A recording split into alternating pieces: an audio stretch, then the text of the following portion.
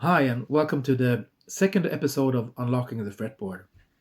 In this episode, we're going to talk about the major scale and how to play it on the guitar. So, you can play scales 3 notes per string. It's not going to be what we're doing in this lesson, but it's worth mentioning it because it's a very common way to play scales. It's actually a great way to play scales and to learn scales and to think about scales. Playing 3 notes per string gives you a system where every note of the scale can start off its own pattern and so on. So it's a very systematic way of mapping out the fretboard. And I think it's something you can do with any scale, especially 7 note scales. It really makes sense for. But in this lesson, we're going to talk about the other way of doing it. When you play mostly 3 notes per string, but in order to not have to move any of your fingers, you don't have to stretch out beyond using just 4 frets. That's the best way I can describe it. So these are the kind of like traditional way of playing scales on the guitar. And each of these 5 scale patterns are connected to a basic chord, one of the caged chords. So this is very much related to the caged system, and the caged system being you have 5 different open chord voicings that you probably all know: C, A, G, E, and D. And you're gonna find those one of each in each of these 5 patterns. So in the PDF you get with this lesson, you can find everything, of course. And I'm going through all 5 of these patterns. So I'll just show you here what I'm doing in the PDF. So I'm going to start in the first position. It's all going to be in C major. It's all going to be on a 6 string. It's all written out for 6 string, but when you have a 7 string like you can practice playing on the 7th string as well if you'd like. But anyway, for the chord that is connected to the first position, so this is the scale pattern, and in that pattern you can find the kind of E shape transposed up to C, of course. And you can arpeggiate any chord, of course, by just playing a note at a time. But you're gonna find that in these patterns there might be more of that triad, more notes from the triad, from the chord, that you can include. And then for each of these positions there's also a pattern for the major pentatonic scale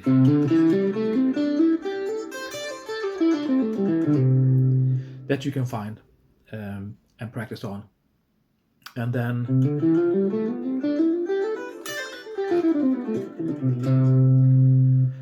the scale, of course, ascending and descending. So that's like the basic thing I'm doing with each of these positions. Next position starts on the note D.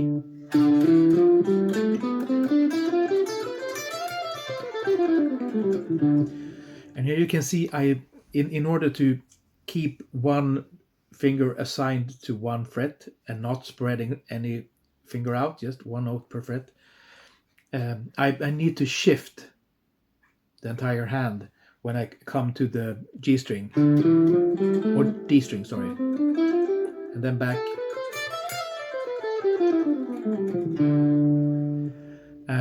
And in this position you can find the kind of D chord, the D chord shape transposed to C,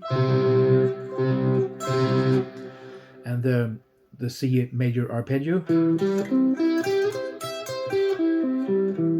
Now, some of these arpeggios might not be, if you finger them exactly using just the notes in the position where you have them in the related scale position.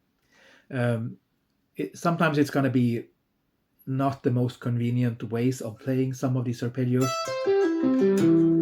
but it's still worth giving them a little bit of a practice just to kind of see where they are and how things are related to each other. In this position, you also have a pattern for the pentatonic. Then we come to the third pattern, third position, which is going to be related to the kind of C, open C. Here we have it an octave up, and instead of the open strings, I'm barring. And you find the major arpeggio in here as well.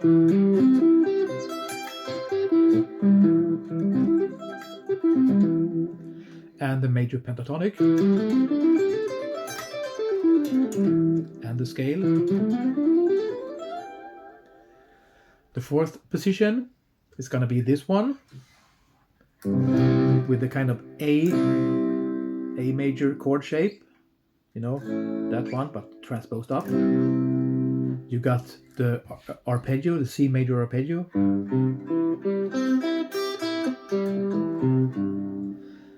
The C major pentatonic.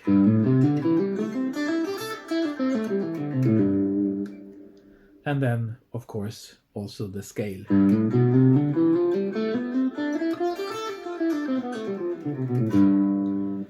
And finally, we have the fifth position, the G chord, and this is, might feel, it's not a super common chord. Oh, I can even put the third in the bass if I had on my 7th string. And then you have the arpeggio.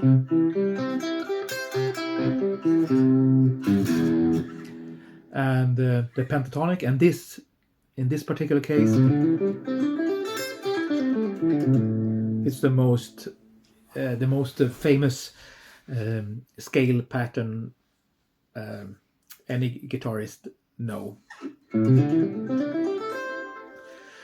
So those are going to be all the 5 scales, the 5 arpeggios, and the 5 chords, the caged chords.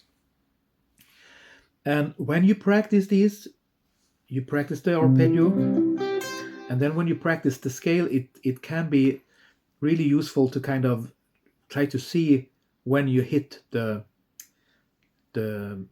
chord, the triad notes. So like that's the 1, the root C, the 3rd, the 5th, then the root again, 3rd, 5th, root. It's kind of cool to have that relation to C major to see that at all times, so you know where you are.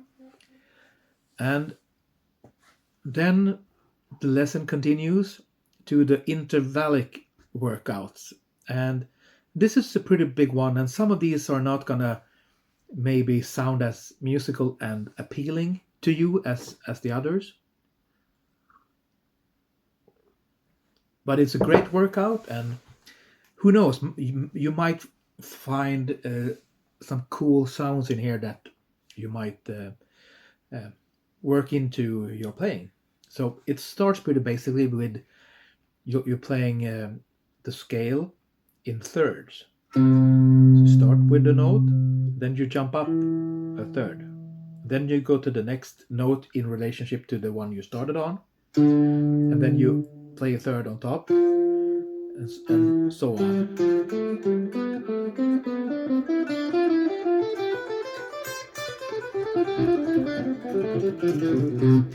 And that's kind of a familiar sound. That's not too awkward sounding. And then we move on to playing in fourths, which is gonna be a different kind of sound.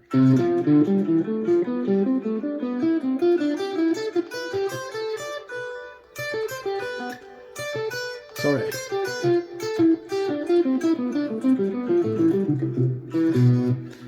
And so on. I haven't played these in quite a bit, So I need to practice myself. Then we have fifth.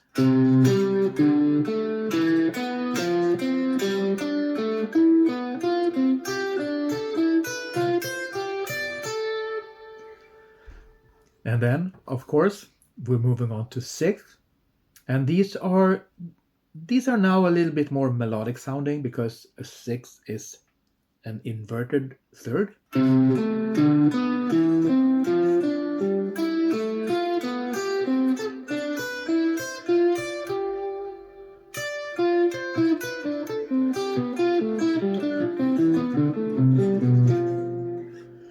And then seventh.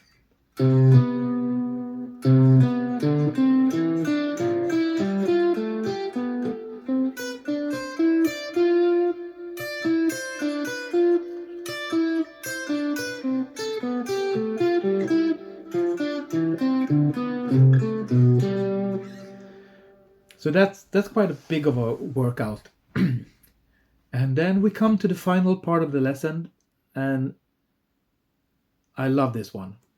And it's diatonic triads workout. So remember what I was talking about in the last unlocking the fretboard lesson, where you can harmonize the major scale by, for each note you build a triad using notes from the scale. You just stack triads. So you can play it like this in the scale pattern that you have. You play a triad going up, and then a descending triad, the next one, that's going to be a D minor, then E minor, F major, G major, A minor, B diminished, C major, D minor, E minor, F major, G major, F sharp. There's no sharps or flats in C major. Anyways, and those were only the triads that are in root position, where the lowest note is the root of the chord. The next workout is gonna be in the triads, but in the first inversion, where you start on the third of the triad. And I haven't practiced this at all, I think, ever. This is something I just realized that I never practiced.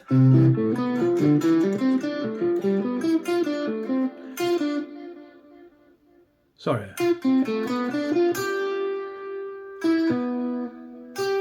Yeah. All right. I made some mistakes there, but that's a part of the thing. So that was first inversion, and then second inversion, where you start on the fifth of each triad. So that's an F triad.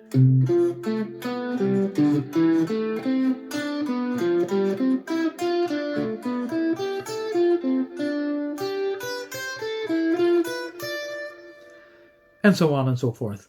And that's the entire lesson. So there's quite a lot of stuff to work on here. I'll be working this week on especially these diatonic triads. And I encourage you to start in C major. You have everything mapped out in the PDF.